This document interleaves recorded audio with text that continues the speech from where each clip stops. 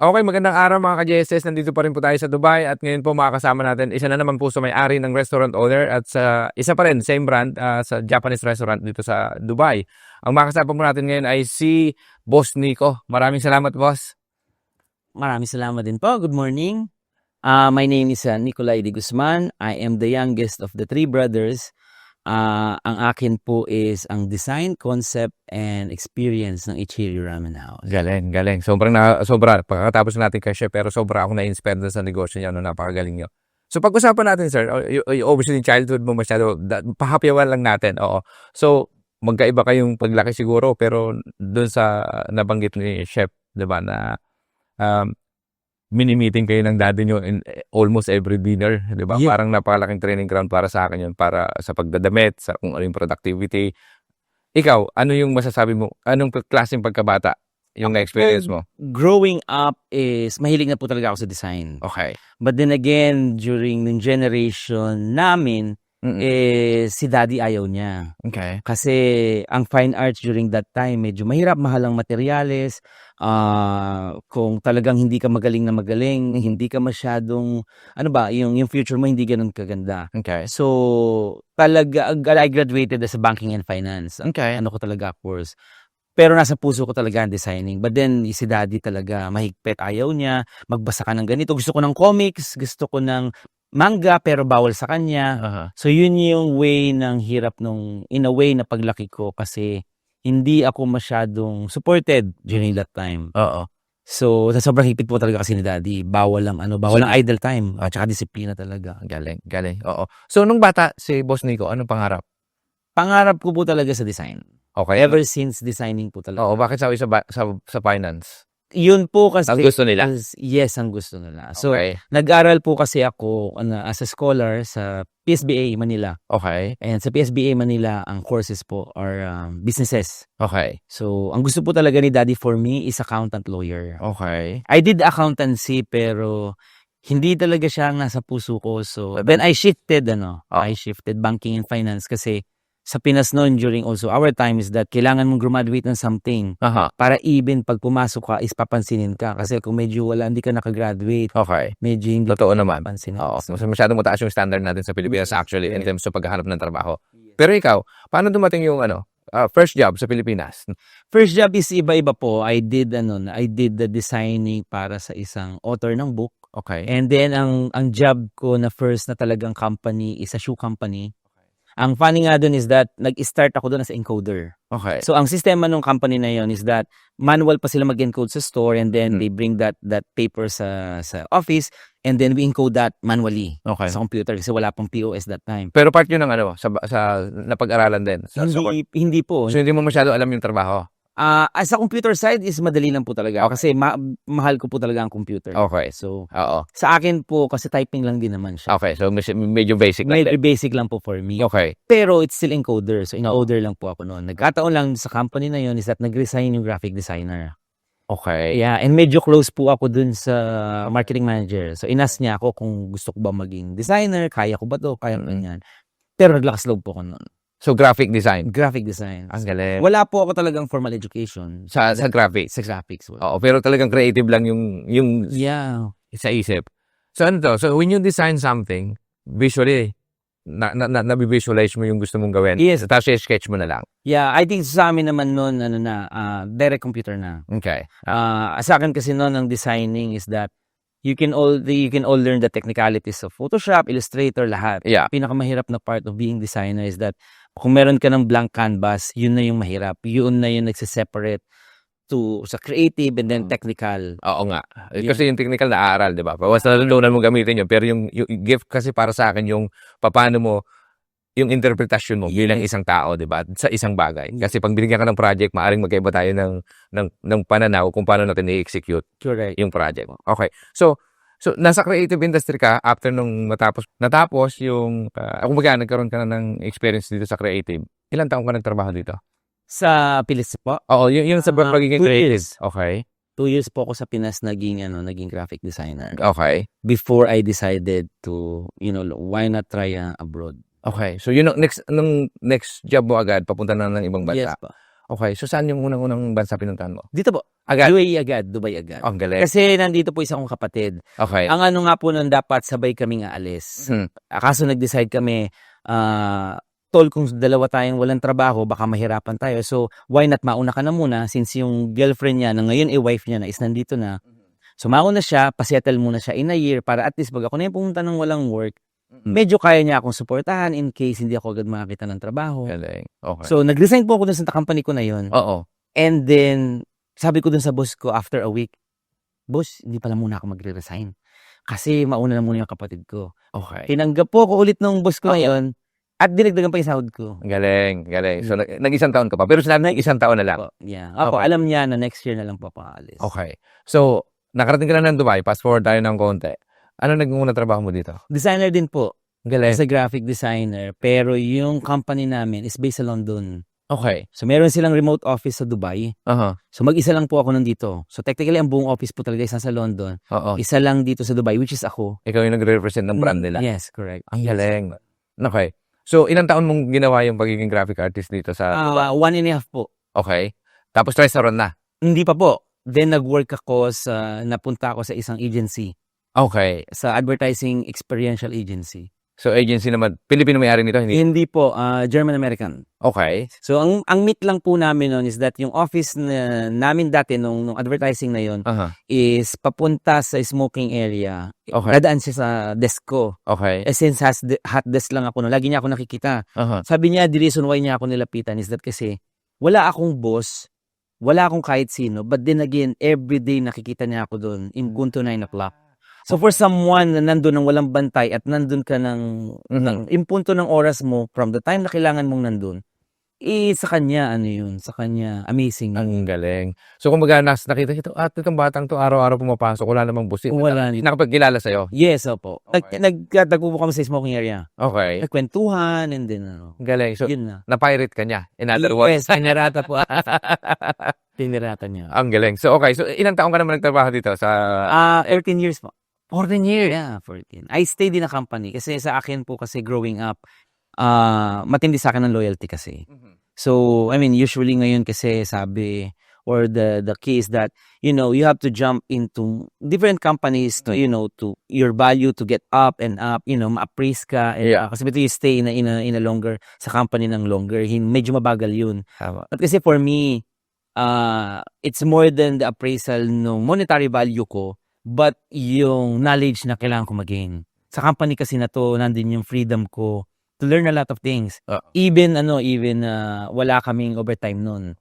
So ako naman, I stayed kahit hindi paid yung overtime ko.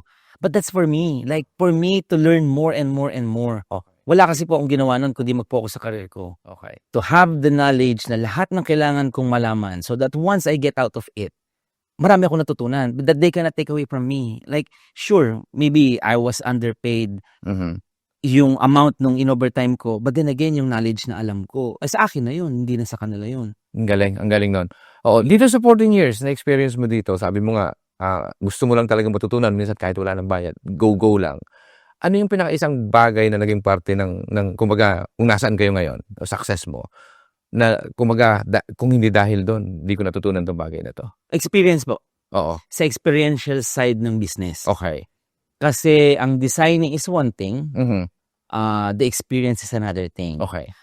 Marami pong magagandang restaurant, definitely. Like design-wise, furnitures are good, mahal, came from abroad, and etc. But what they lack more is the experience. Okay. Yung when it comes to experience, that ako laging natutunan ko sa agency is that meron siya dapat journey. Okay. Like, once we work on like 10 by 10 stand. Okay. So, very limited yung space. But then again, sana pagpasok mo doon, entrance pa lang, meron ka nang nakikita, meron ka nang na-experience, meron ka nang nalalaman.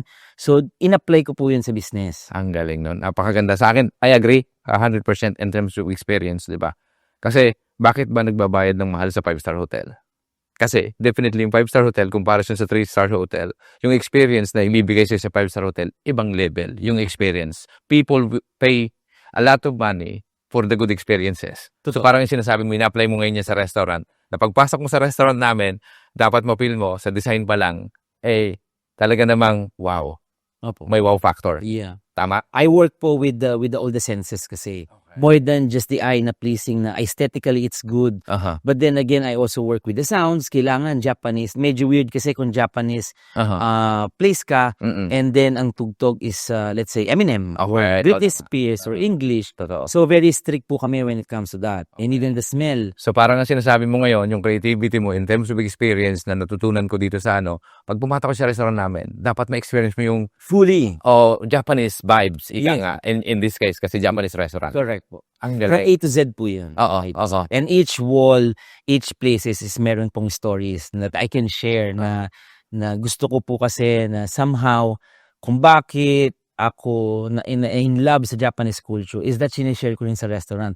Why I love mask, why I love anime, why I love manga, Ang galing. why I love action figures, yung mga ganun. Oo. So nandun po sa restaurant yun. Ang galing nun. So balikan lang natin ng konti, pero ang ganda ng idea na kumbaga gusto mo yung experience talaga. Kasi nga, sabi ko nga, yung experience, people would pay for the experience. Kahit medyo mahalan mo yung presyo ng pagkain mo ng konti, kung mabibigay mo yung experience na Yes. kailangan nila, they would pay for it without asking about why you're so expensive. Correct?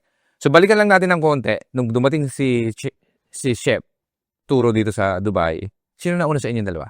Ako po. So ikaw yung kuya na sinasabi niya kanina. Hindi po, ako po yung bunso. Ay, ikaw yung bunso. Sino yung re-refer niya na kapatid? Yung yung sa gitna po namin. Okay. Yeah. So, bilang isang part na magbubuo kayo ng restaurant, ikaw ba, sino yung nagsabi sa kanya na mas masarap yung ramen niya kaysa sa doon? Siya po yung nagsabi na mas masarap yung kanya. Okay. And then, nung nantikman namin, tsaka po namin, nga, no, mas masarap yung sa'yo. No? Okay. So, nung nabuo yung decision nyo na magtatayo na ng restaurant dito sa Dubai, bilang isang, 3 owners, correct? Apo. 3 brothers Yes. na, na magtatayo.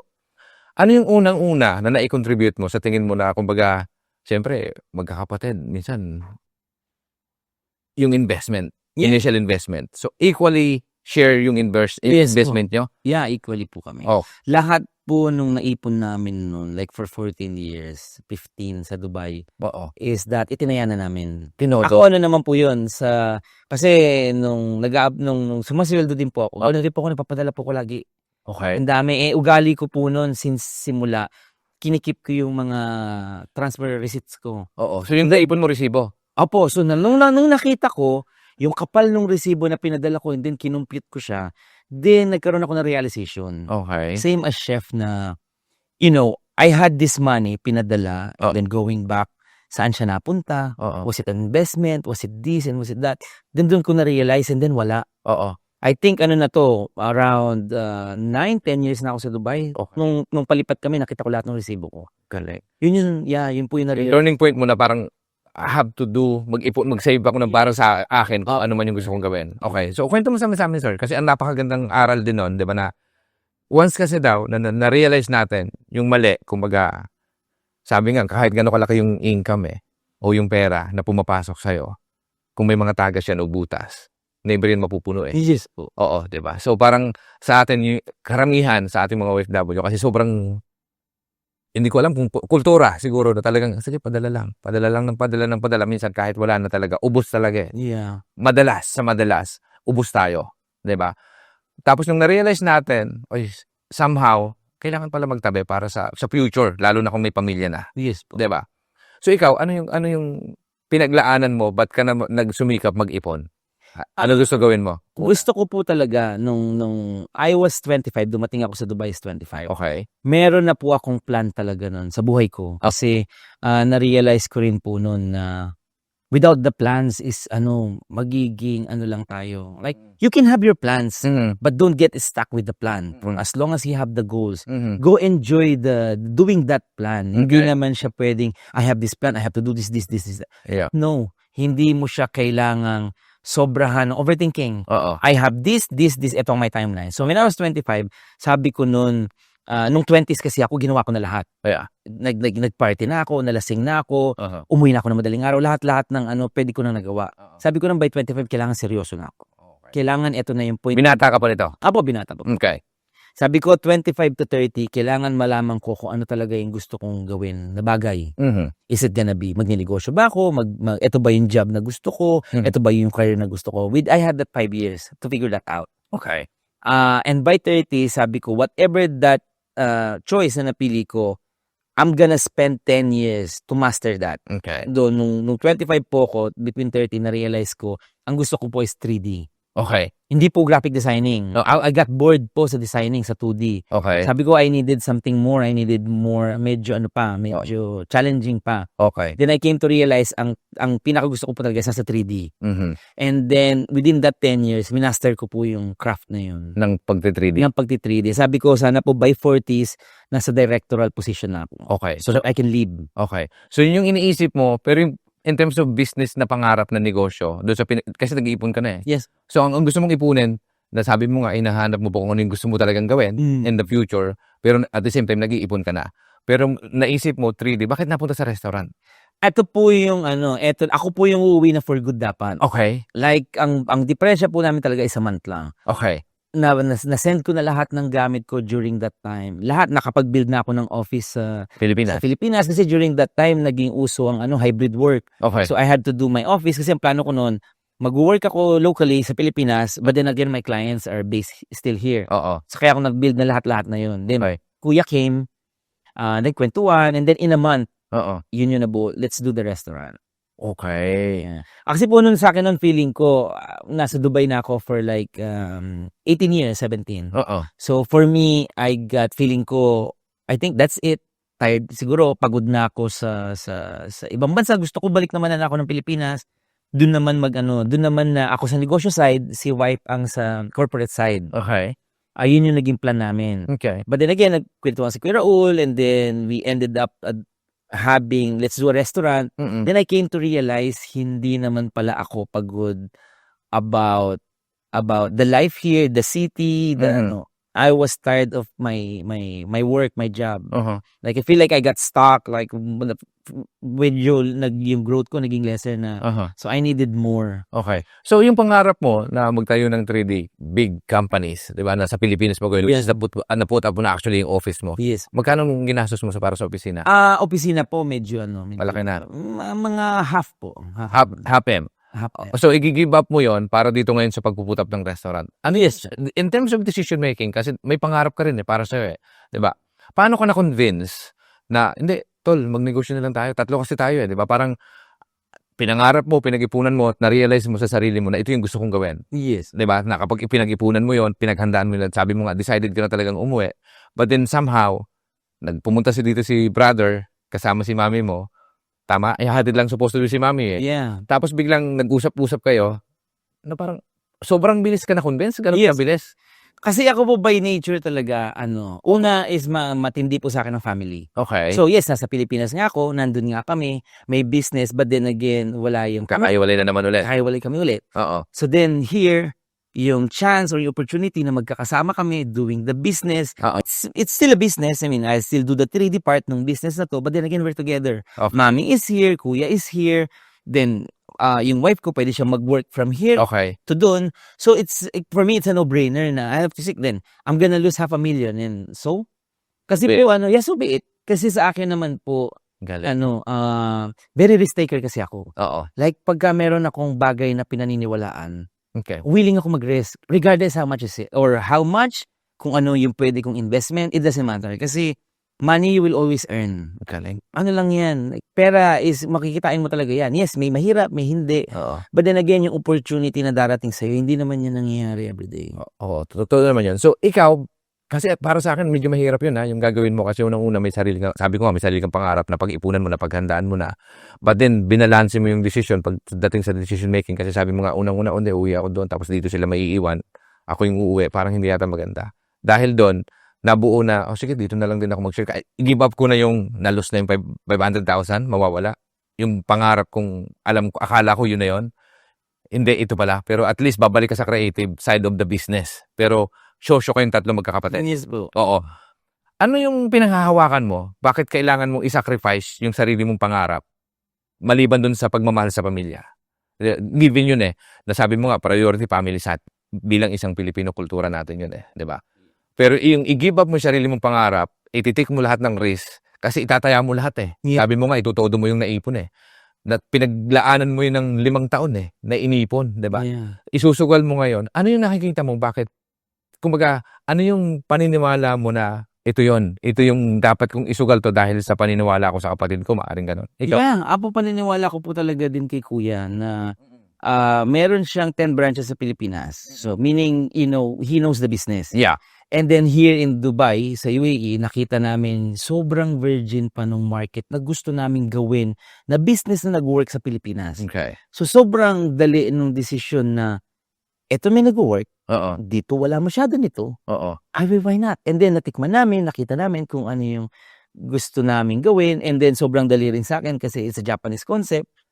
As a design-wise, Okay. as a design, I grew up also in a Japanese culture. Oo. So, sobrang dali talaga ng decision. Ang ano pa nga doon is that late ko nang sinabi kay wife na Hindi tayo uwi. dahil hindi na tayo uwi. Sa medyo nag-aano na siya na I was supposed to go home late ako ng around 5 months nang sa usapan namin. Yeah. So, medyo nag-i-stall lang ako na ganito, ganyan. Kasi gusto ko, bago ko ibigay sa kanya yung pitch nung gagawin, is fully concrete na talaga. Okay. So, naging-stall lang ako sa kanya. Until such time, sinabi ko na ganito yung plan. This is it and that. So, sobrang naman siya. So in terms of partnership, 'di ba? Sabi ko nga magkakapatid, marami especially sa pera. Tapos minsan magkakaiba kayo ng paniniwala eh. Paano niyo na anong sikreto? Para 'di ba sabi ko nga medyo mahirap may lalo sa decision making, pero sabi mo nga hindi, kailangan yung sa decision making dapat iisa ang decision natin. Kasi pag magkakaiba yung paniniwala, kahit magkakadugo o magkakapatid nga, hindi may disagreement minsan. Yes po. Paano niyo na-handle? Anong sikreto para kasi hindi maganda na ang magdedesisyon na iisa, Yes po. 'di ba? Paano niyo napag-uusapan unang-una dun sa nung nabuo yung konsepto na okay, mas maganda siguro magtayo na din ng restaurant. Paano niyo napag-usapan in terms of investment capital wise na magkakaparehas kayo ng share? Kasi tatlo kayo may-ari eh. Pare-pares ng share, yung initial investment.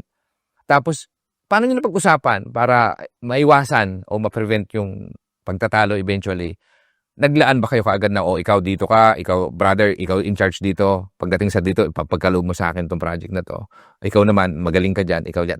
Ano yung sa inyo, in your case? I think sa amin po kasi is that yung foundation kasi namin as a magkakapatid. Kasi kami, sobrang close kami. Oo. Hugging and kisses, kami, family. So we hug, we kiss a lot. Oo. So sa amin, during that time, yung usapan namin about kung sino yung toka ng ganito, ganyan, capital, sobrang casual. Okay. Like wala po kaming because we are very confident kasi na growing up, never kaming nagkaroon ng issue about money. Okay. Like we never speak about, may utang ka sa akin, ganito, ganyan. Hindi. So kung meron ako this time, I give to my brother. So same naman din yung kapatid ko. So ganun kasi kaming Ganun yun, solid. Ganun solid Diba? kayong namin. So hindi kami nahirapan and we don't even worry about yung future na yes, may mga family na pagka may pera ng usapan, Oo. medyo nag-aano. Sa amin hindi talaga. Okay. Kasi ngayon din naman nare-realize namin, so meron ng so still like, okay, sige, gusto mo, sa'yo na yan, ganun. Okay. So in terms of planning, how long it took yung para gawin yung 10 years business plan nyo na kayong magkakapatid yung nag-uusap? Kasi dapat malinaw yun eh. Yes po. Mula sa umpisa. Kasi sabi ko nga, sa partnership ng negosyo, as long as from day one, kahit magkakapatid, mag-asawa nga, minsan yun yung isang Yeah. importante yon na dapat alam mo kung ano yung papel na gagawin mo Yes. para magampanan mo yon. Kasi otherwise, kung si kapatid, ito naman si kuya, parang kulang naman eh. O yan, ikaw in charge dyan. Hindi mo naman nagagawa yung part ng trabaho mo eh. Pwede mong sabihin yon na talagang harap. Dapat ikaw mismo, alam mo yung toka, nagagawin mo dito sa ating negosyo para mas papalago natin na mas mabilis. So sa tatlong magkakapatid kayo, napag-usapan nyo ba kung ano yung gagawin mo sa... In general po, yeah. Okay. Na in general, food sa'yo, operations sa'yo, and design. Oh. Yun lang po. And then again, ang kagandahan po kasi namin because of the relationship is that kaya naming punan or supportahan talaga. Let's say, of course, hindi kami perfect. Like, sometimes I lack the time, so sinasalo ko nung ibang kapatid. Oo. So, meron kaming ganun na para talaga siyang automatic na wala kaming set fully na by the book, ito ka. Wala. Wala po talaga. Galing. Talagang lahat po works in As a team. Parang we're just gonna hit the target. In terms of business plan, sino gumawa? Kami pong tatlo din. Oo. Yeah. So pinag-uusapan niyo yun, ito yung ganito yung invest natin, kailangan ma-hit natin to Yeah. ng ganito. Kasi para sa akin, crucial yun eh. Yes. Oo. Branding wise, pag-usapan natin yung branding. Oo. Gusto ko lang malaman kung paano nabuo yung branding. Kasi unang-una, pag nag-conceptualize kayo ng business, kung solo owner ka, medyo madali eh. Kasi una minsan yung design ng logo, ikaw as an artist, di ba? Anong logo gagamitin natin? Nabuo yung brand. Anong logo design? Yan yung unang-una, yan yung first step, kailangan mabuo yan eh. On the early stage of the business. So pagdating doon, sino yung nag-sketch ng logo nyo?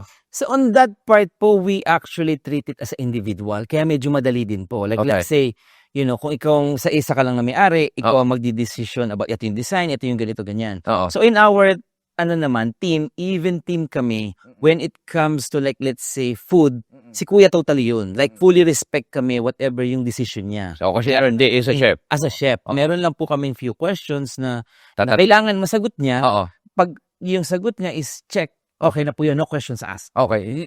Yung sa branding lang. Yung sa Para sa branding, paano nabuo yung pangalan? ganun din. Oo. Para din po siyang treated as ako kasi yung sobrang laki po ng decision making is that sa akin and then I ask them. So nagbuo po yun Sino yung nagbigay? O ito yung gagawin nating brand? yung pong naming part is that binigay po namin fully kay Kuya. Okay. Kasi Sa kanya nang galing? yes, kasi siya naman din po talaga ang main brain ng business na to. Okay, ang galing. Without that kasi Mm-mm. alisin namin si Kuya in the equation. Mm-mm. What we can do as a business, we can be an agency. Okay. But then again, it's gonna be the same as kung ano nga yung inalisan namin. So, Okay. medyo gusto na namin umalis doon. Oo. Having that food sa agency or sa experience namin sa agency, doon meron kaming restaurant. Okay. So, kaya yung sabi namin, Kuya, right away, ang pangalan ng tindahan natin, bahala ka kung anong gusto mo. Okay. So just tell us a little bit about behind the brand. Bakit nabuo yung brand? Ano yung brand? Ang name po namin is that Ichiryu. Okay. Ichiryu, ang meaning po nun sa Japanese literal is Ichi is one and Ryu is dragon. Okay. But then again, yung Ryu kasi is name nung son niya. So nangyari parang coincident. So one dragon. Hindi po, actually, talagang ginawa po namin siyang, Okay. we made it name nung anak niya. anak niya.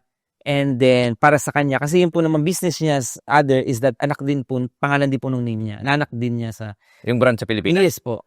So ilang Para sa- dalawang anak. Yes. Tag-isang Yes. naka-attach doon sa branding. Yeah. Ang galing. But then again, ang kagandahan, ito po yung naging coincident naman. Oo. Ang real meaning ng Ichiryu in Japanese is top level, Okay. perfection, Okay. talagang perfectionist. Okay. Yeah. So yun yung meaning nung Yeah. salitang, yung isang word na yun. Ichiryu, yeah. Oh, wow. Ang galing. Napakaganda. Okay. So, in terms of, natayo na yung negosyo, 3 na kayo, operation na tayo. So, ang daming challenges na kwento na yung side na yon. So, ikaw bilang isang bunsong kapatid at nasa creative part ng business, 'di ba? Sa more on doon ka. Oo. Ngayon, nagsimula na at sa tingin ko nga tumatakbo yung negosyo ng kahit wala kayo, which is napakaganda. Nandoon na yung financial freedom. O, kumbaga. At ang nadinig natin kay Chef kanina ay pumipila yung tao. Sa tingin mo, ano yung nagiging advantage ng restaurant nyo kumpara doon sa iba? Bakit mas pinipilahan kayo? I think sa amin po is that we were able to crack 3 main things about the restaurant business. Okay. At sa amin. Oo. First is that design-wise and experience, aesthetically, yun yung way mo to para ma-attract sila. Makuha mo sila at first. Yung eto yung ganito ang vibe, masaya and happy. That's first. Second is the food. One thing we know is that the food is good. It's amazing. Oo. And then the third one is the service. Okay. So, people will go with the design kasi pipicturean nila yan, excited sila, etc. And then they will eat the food, they will stay. Okay. And they will come back for the whole service. So, Okay. those 3 kasi is nakuha namin. Galing. Minsan kasi, medyo kung di man masarap yung food mo masyado, pero yung service mo is maganda, people will still come back. Kasi, at home ako doon, masaya ako doon, maganda yung experience mo doon. Same thing din naman na minsan pagka sobrang sarap ng food mo, medyo hindi maganda yung service mo, 50-50 din na, sige na, kahit na medyo hindi maganda ang service, masarap naman eh. Tama. Parang ganon. Galing. But then again, those 3 we were able to crack. Galing. Kaya, So sa tingin mo yun yung isang naging Oh, yeah. advantage nyo. In terms of categorical, fine dining kayo? Hindi. hindi po, casual. Casual. Nasa mid po kami. Marami pong Japanese restaurant sa UAE, Oo. but the high-end. Oo. Ito po yung mga mahal. Oo. Ang medyo wala po is the mid part. So gap. Iyan po. Yun yung Just bilhin ng gap nyo lang. Yes. Ang galing, ang galing. So lahat pinag-aralan at in everything sa tingin ko, bago nabuo yung itutodo mo kasi, medyo, bukod sa, si Kuya, kumbaga experience na si Chef. Dahil may 10 branch yun, medyo, ibang level yun eh.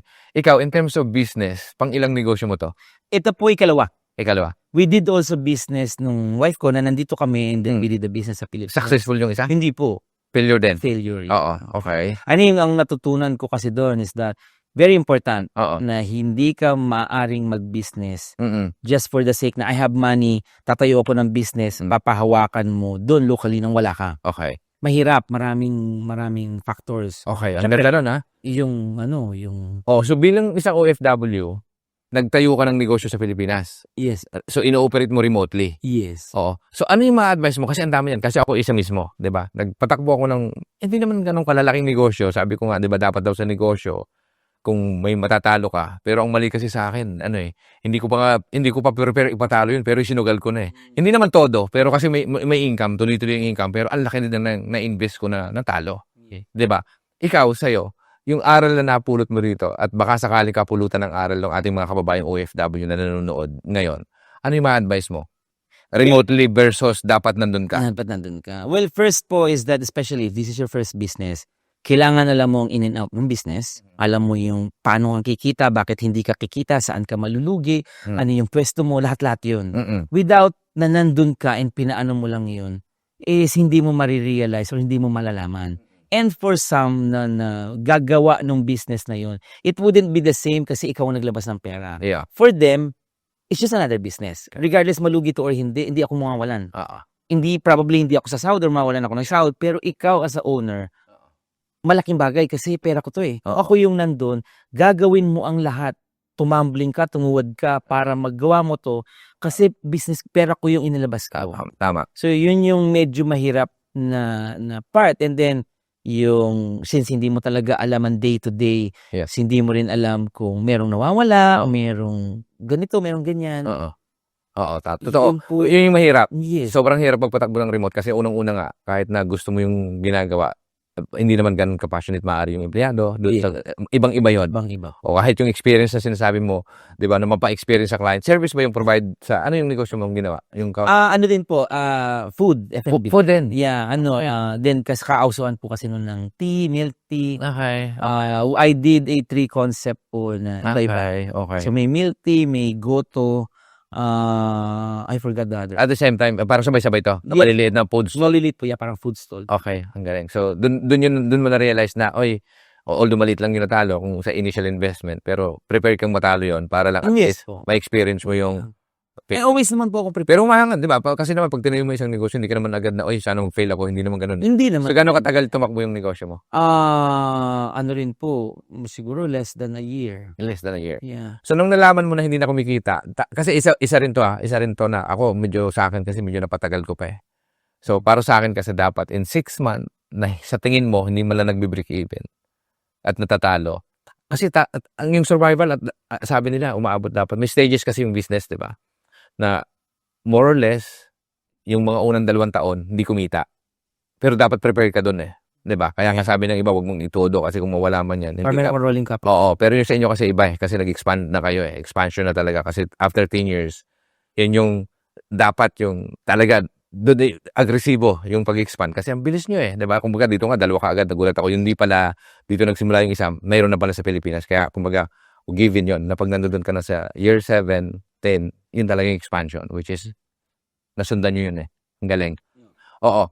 So, ikaw, in terms of, dun sa decision na ginawa mo, ano yung sa tingin mo? Regret or talagang masasabi mo, wow, buti na lang, nagbago isip ko na Hindi po. worth it yung give up mo yung sarili mong pangarap at nag-invest ka rito at ngayon nagagawa mo yung gusto mong gawin dahil kahit, sabi ko nga, kahit wala kayo doon, tumatakbo na yung negosyo. Yes. Ano yung pangarap mo pang gawin in the next 5 years, 10 years?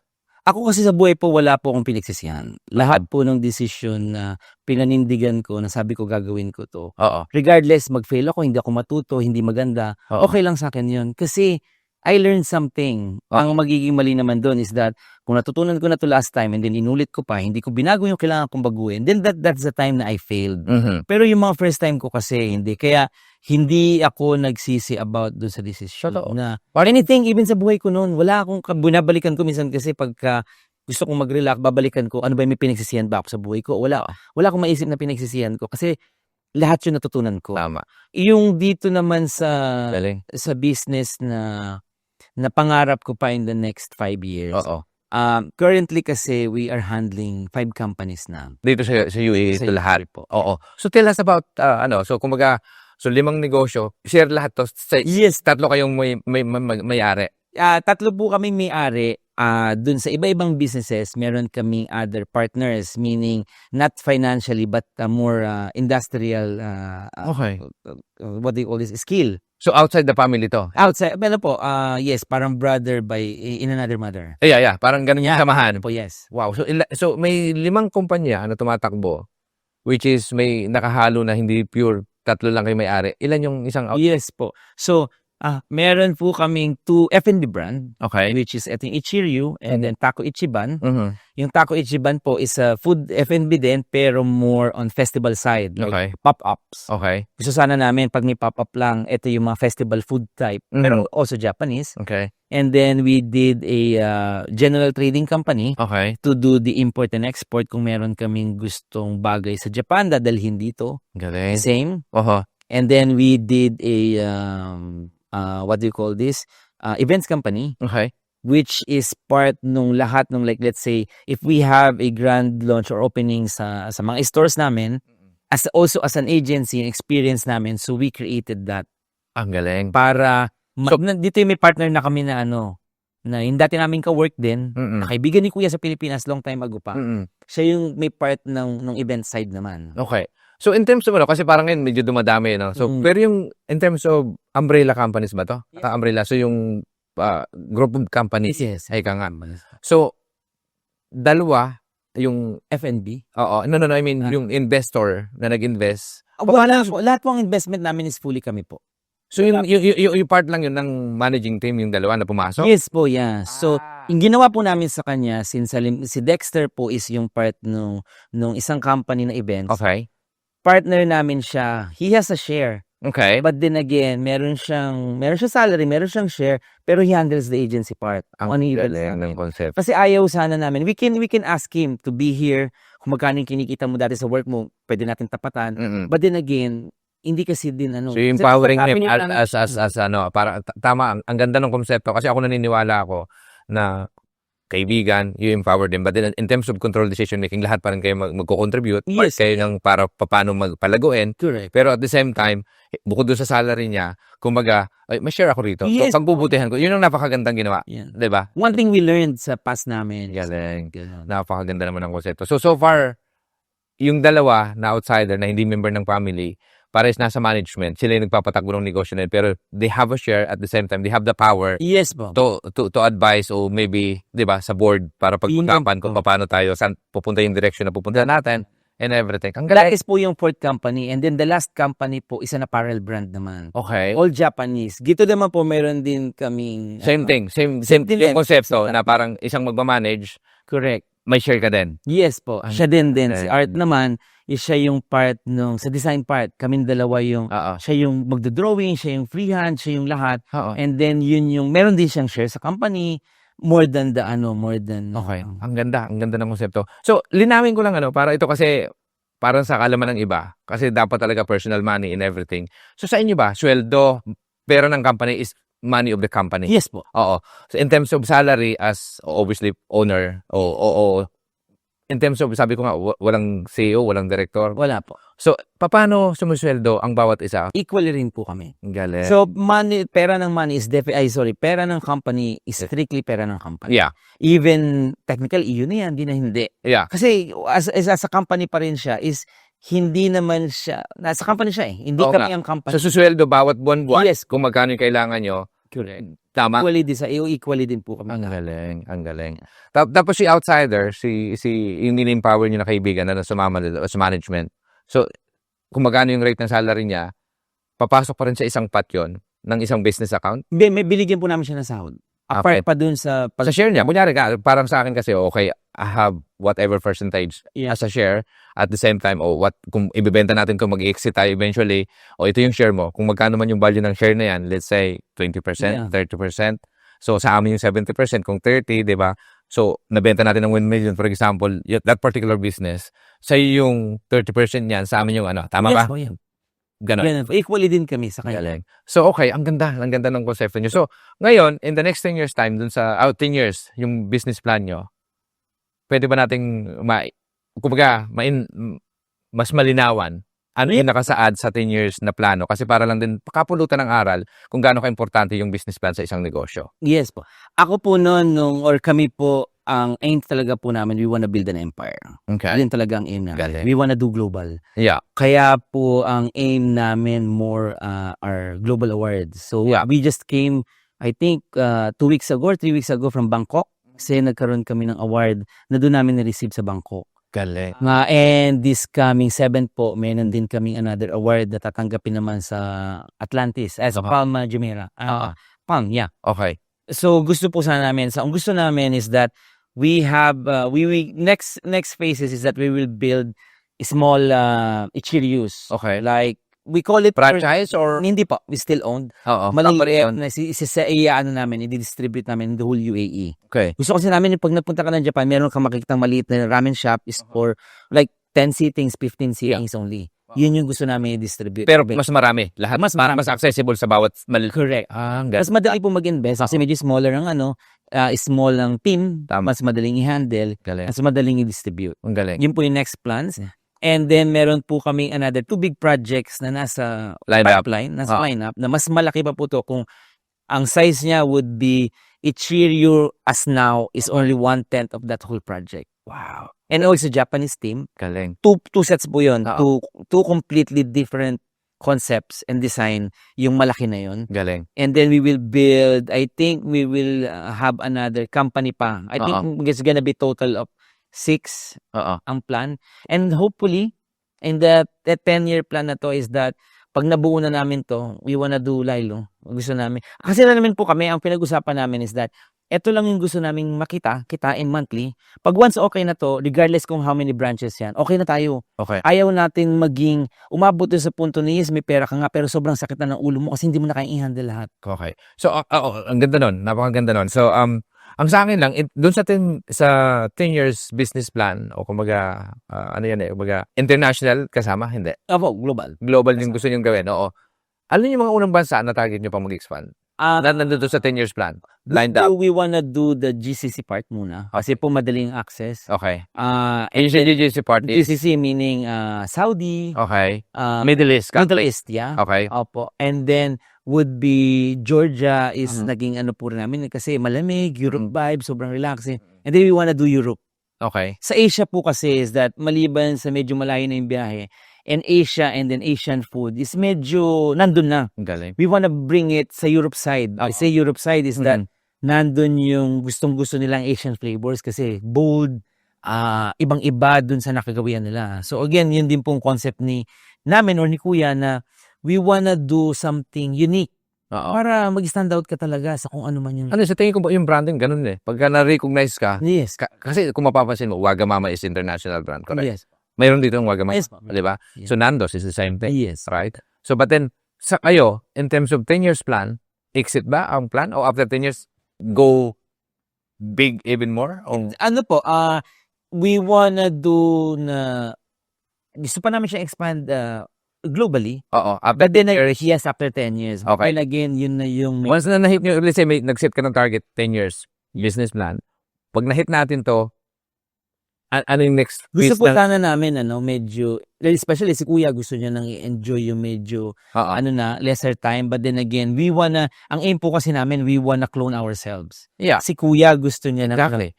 If you look at Gordon Ramsay, for example, lahat yan hanggang Pilipinas nga, mayroon eh. Yeah. But not necessarily siya yung nagluluto. Siya nagluluto, yeah. Diba? So, yung konseptong ganon, pero hindi ko alam kung ilang branches niya. Para na-obserbahan ko, wow, may kininom kami sa London itself, pero diba, pero English, British guy, diba? Parang, pizza, nakalink pa rin sa kanya na Gordon Ramsay. Kayo ba, in terms of, focus lang talaga sa Japanese restaurant, but then pwede nyo talagang ilagay ito globally? Yes po. So, which is nakalagay sa business plan nyo na 10 years. Ang kagandahan po kasi sa Japanese is that, pag once na hindi mo siya kailangan explain na. Galing. Kasi once, made in Japan, Oo. kahit mahal, okay lang kasi made in Japan. Oo. Or Japanese food, hindi mo na kailangan explain kasi alam na ng lahat. It's either ramen, sushi, medyo may ano na tayo, meron na tayong knowledge. Galing. Yun naman yung kagandahan din dun sa napili namin. Wow. So para sa akin ang sobrang nakaka-inspire. 'Di ba kasi para sa akin yung makapag-put up ka ng 10 ibang level na yun 'di ba? Yes. Na restaurant. Tapos ngayon may dalawa na kaagad sa UAE in a span of 2 years. Yes.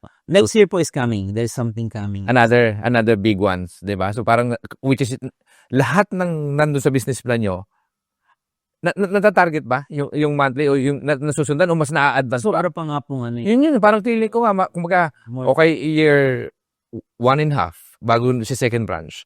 Sa business plan nyo, ilan yung nakalagay doon? In terms of kailan dapat yung second branch? Yung second branch po dapat ika-third year pa. This is what I'm saying na parang nakita ko dahil sa response ng client dun sa first ones, we would rather do it early than the plan. Yes. 'Di ba? Parang ganon. So, maaring dumating na yung Europe. Sa tingin mo, mahihit ba yan? Sa business plan I think in the next 5 years po. Galing. I mean, yun yung po ini-aim namin. So, kumbaga yung nasa target mo, kung magagawa natin sa business plan, technically, 10 years, kung magagawa mo ng 5 years, you would just do it in 5 years. Yes. Wow. Feeling po namin gano'n lang. Ang galing. Pero ang tapang yun. Aggressive yung expansion, Yes. Pero nakakatawa. Ano kami, gano'n din po kami. Ang gusto kasi namin, strike the pan while it's hot. Yeah. At nandun ka na eh. It's like, do it. You only live once. So why not do it? Like, why not? Maybe it will fail. Maybe, hindi. Let's do it. Like, ano ba gagawin natin pagka nag-fail? Or natalo tayo? Kakamot lang naman tayo. Ulo pare-parehas. Basta wala naman tayong sisiyan eh. Sige, hindi, wala naman. Ganun. Ang galing. Todo, kumbaga, bigay lahat. Mga kasi, sabi mo, nabanggit mo, building an empire is a challenging things, but then is obviously tatlong utak eh.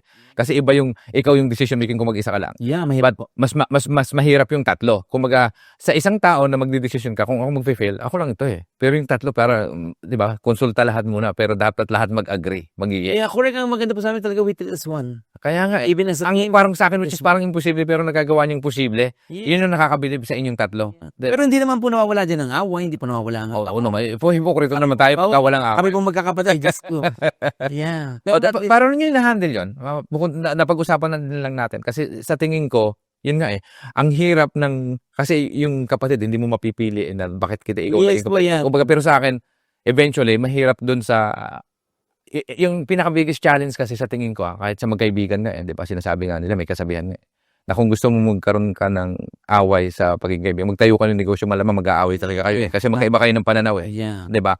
Pero sa inyo, bilang magkakapatid at the fact na yung sa business plan nyo, na mas nagagawa nyo na mas maaga, ang galing, nakakabilim. Ano yung sekreto? Respeto po.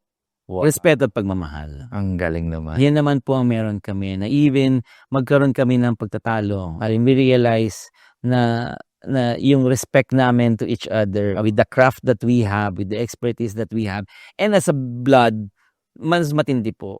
So, I mean, okay lang kayo argue, then you have a different perspective. And then, since open-minded kayo, then you respect each other, nagiging wide yung understanding ninyo. Like, more open ka about asking why, ano yung way of thinking mo. Maybe there's something you understand that I don't. Kaya din you talk more. So in terms of time, how much time pa yung binibigyan nyo a week dito para tumakbo yung negosyo? Full time pa rin kayo sa on decision making? More on decision. Wala na ka ng physical hindi na hinihingi ng company. Nandun ka in presence kasi kahit mag-London kayo, pag-aralan na natin yung expansion dito, tumatakbo na yung negosyo, wala ka nang alalahanin di ba? Ano yung plan? Doon sa 10 years, may exit plan ba ito? Wala? Meron naman po. Ayaw din naman po namin itong gawing habang buhay. Okay. Gusto rin sana namin na pag once everything is settled and nakuha namin yung talagang aim namin na bagay is we wanna settle down and divest? Or? Hindi po investment eh. Gusto po talaga sana magtayo ng foundation. Gusto po talaga yung aim namin. Okay. Foundation para sa mga staff. Para sa mga bagay na gusto namin tulungan, things that we wanna help. Okay. Doon sa family, succession-wise, di ba? Kasi di ba yung mga malalaking negosyo na pag sobrang lamaki na, ang iniisip nila sino kayang magmamana. Pero hindi kasi pwede yung lalo sa management, di ba? Kasi siyempre tatanda kayong tatlo, di ba? Pero kung yun nga, kung nakasulat yun sa business plan na exit tayo pagdating dito, ito na, nabita natin na whatever million yan, hati-hatiin natin yan at ma-enjoy na natin yan kung ano man yun. Pero paano yung next generation? Meron naman po. Diba? Part po sila ng plan. The next generation is definitely. But then again, it's a decision na hindi porket sila yung next generation, right Mhm. away pipilit namin sa kanila. Okay. Maybe ayaw nila, maybe they have a different plan. Okay. So ayaw naman namin isiksik yung plan namin just because merong negosyo and then sa inyo na yan, bahala kayo dyan. Mas different. Kasi magpipinsa na yan eh. Di ba? Na parang iba na yung mindset niyan. Maaari Yeah. kasi, kumbaga, so parang para sa akin, baka mas mahirap kung sila yung nasa board of directors, di ba? Kasi magpipinsa na kung totoo sila yung magpapatakbo ng negosyo. Medyo mahirap yun I think it's as a family probably business, di ba? So anyway, napakaganda. Sobrang nakakabilib din sa inyong tatlo. Sabi mo nga, hindi naman mawawala yung pag-away, pero at the fact na nalalagpasan nyo at nagagawa nyo yung gusto nyo gawin, nang mas advanced pa doon sa business class. Opportunity-wise, para sa ating mga kababayan, sa expansion nyo, ano yung hinahanap nyo? Para sabi mo nga, magkuklone ng maraming katulad nyo, same passion, maybe, di ba? Not necessarily relatives, kaibigan. So ano yung opportunity? Sa investment-wise, sa pag-expand, balak nyo bang ipasok to sa... Nag-aaral na po kami about the franchising part. Kasi Okay. currently po ngayon wala pa kami. But then again, nag-i-start na kami how to do the whole setup ng Mhm. franchising Mm-mm. on the operation side, on the Okay. financial side. Para din we can gusto po kasi sana namin, the UAE, handle namin kami lang. Okay. But franchise, if they wanna do franchise, eventually, the other countries, other places, then we can do that. So, nandun na po kami ngayon sa States na yun. Yeah. Ang galing. Oo. Balikan natin. So, in terms of kasi banking finance ka, tinapos, Apo. technically, di ba?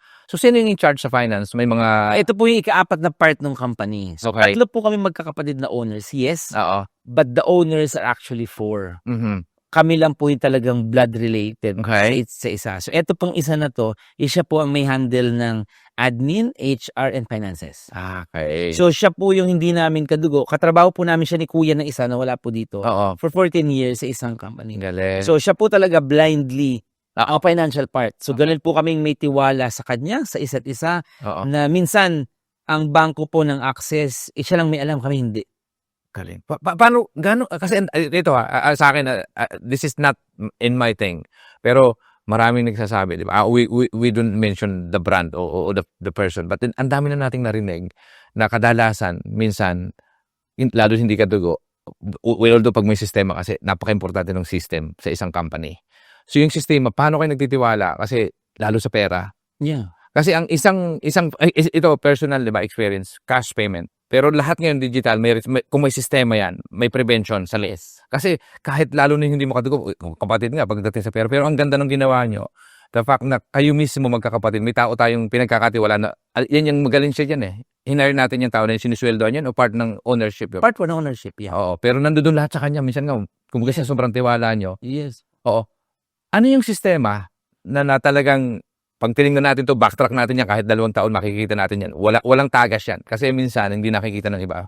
Success ngayon, pero hindi mo alam, may butas pala na nawawala na pala ng, in this case, hindi naman yung stocks, pero potentially baka may leak yung sa money-wise. Pero ngayon, parang andaling i-trace na kasi. Yes, Lalo naman ikaw, nasa bank and finance ka and everything, di ba? Alam mo din mismo kung paano may checking ba? Well, ang funny po dun is that even banking and finance ako, wala po akong idea sa banking and finance. Talaga ba? Yeah, wala po talaga. So hindi kayo nag-check in terms of Meron po kaming audit. Oo. Meron po. Auditing talaga nag-audit. Yes, ano po yun usually and it has to be a third party. Wow. Pero talaga kami naman completely kung paano yung tiwala namin as a blood naman kami magkakapatid, same din sa kanya. Ang galing. So talagang I think hindi siya swerte. It's just that yung foundation namin as a group, as a team is malalim na mas concerned pa kung merong nawawalang pera is siya more than kami. Kasi siya din naman meron din siyang share equally lahat kami equally. Para sa akin, So ano po yun? Ito po yung one of achievements na nangyari kami is that nakahanap kami ng mga tao na talaga. na blindly namin pinagkakatiwalaan. Galing. Like pikit mata po talaga. Kaya po si kuya ngayon, meron na siyang head chef. Blindly po namin pinagkakatiwalaan na whatever your decision, kung ganitong gusto mong gawin, let's do it. Sa'yo yan ikaw yan eh. Yung empowerment na meron siya. Oo. Kasi tiwala din namin sa kanya, ganun. Oo. Gano'n ka-importante sa inyo? Kasi siyempre ngayon, ang dami nyo ng empleyado. Yes po. Oo. Tapos, obviously, lalo sa board, sinasabi nga 4 kayo may-ari, pero dapat na pag-uusapan. Para sa akin, napaka-importante ng pera, di ba? So, ngayon, kung may sistema kasi, mapiprevent yung tagas na sinasabi kanina. Oo. So, which is mayroon na kayo ng system. So, kumbaga, hindi mangyayari yan. Kasi lahat prevention eh. Kumbaga pag natuyo mo kasi yung sistema, kumbaga sa bisikleta yun yung yung umiikot. Yes. Once na pag pinidilan mo ng pinidilan, tatakbo na yun mag-isa eventually. Lalanisan mo ng konti para i-maintain Ang mo. galing, ang galing. So, opportunity, sabi ko nga, advice na lang. Sa mga gusto rin magnegosyo ng maaring sa food business o hindi man food business, 'di ba? Kung may ma-advise ka sa mga kababayan nating OFW, ano yung pwede mong mapayo lang? Sa akin po kasi is that wala pong half-baked. Okay. If you're gonna do it, you're gonna do it. Do it. Mhm. Walang mid All in. out. All in. Okay. Again, ang failure is that you will only fail when you quit. Pagka ikay hindi kumita yung negosyong mo, hindi naman siya failure. Oo. It's a lesson. It's a journey na naaaralin mo. Pero by the time na sinabi mo, ay ayoko na kasi wala na nangyayari, puro na lang ako, malas, hindi gumagana. That's the time that you actually fail. Okay. So sa akin, you have to do it all in. Be passionate, learn the whole system ng business na meron ka. It really helps if ito yung passion mo. Mm-mm. Kasi for you, madali na kung paano siya gawin, kung ito yung alam mo. And then, again, for me, yes, napaka-important ng business plan, Mm-mm. but the business plan is only around 30% of the actual business. Kasi, Mm-mm. for me, ang pinaka-importante is that there are some businesses or business plan na maganda by papers. Okay. Theory, projection, USP, lahat-lahat. Mm-mm. Pero pagka-actual na, nag-iiba yan. Oo. Alam mo ang pwesto na to is that matao. Mm-mm. But then again, meron kang negosyo. Bakit walang tao sa negosyo ko? Which is hindi failure yun. Okay. Ang kagandahan doon, learn to adapt. Okay. Whatever happens to the papers na hindi nag-work, adapt. Find why it's not working. Okay. And then, until such time, kasi wala namang perfect na hindi ka pwedeng mag-business until ma-feel mo na perfect na to, then I'll do it. No. Mhm. Pag meron kang alam, meron kang idea, do it.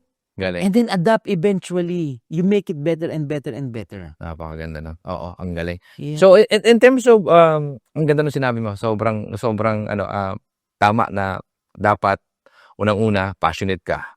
Pangalawa, dapat aralin mo. Yes. 'Di ba?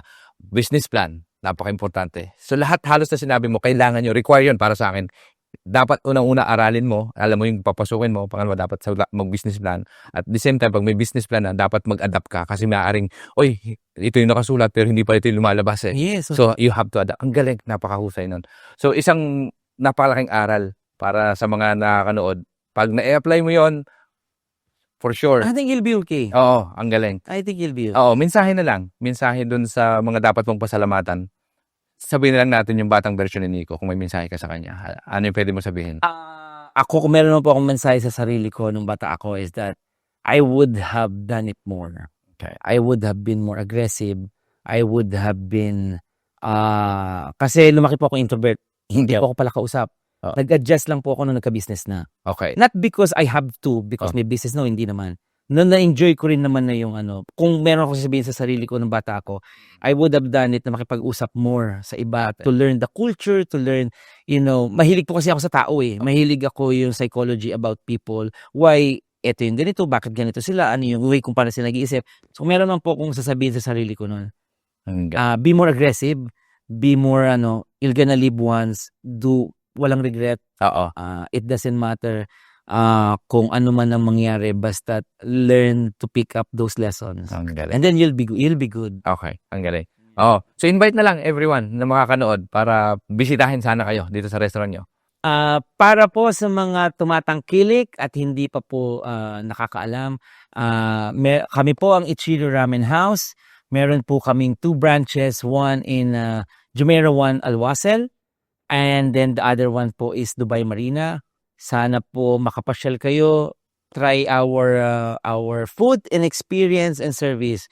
And then I am sure something will happen. Something will change in your life or in perspective na merong mga ganito tayong mga kababayan na nagninegosyo or merong businesses na talagang they give it all. Okay.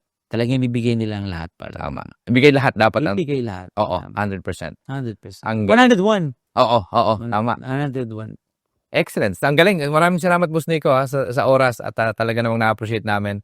At sana po ay alam ko, ako personally na-inspire ako sa story nyo. Sobrang galing nyo. At Ayan, mga ka-JSS, maraming salamat po uli sa panunood at sa oras na pinagkaloob niyo sa amin para panoorin at sana po ay nakapulot ng aral at inspirasyon ang episode na to. At kung kayo po ay na-inspire at nag-enjoy, pakishare po ang aming videos para mas marami pang makapanood. Maraming salamat po. Hanggang sa muli.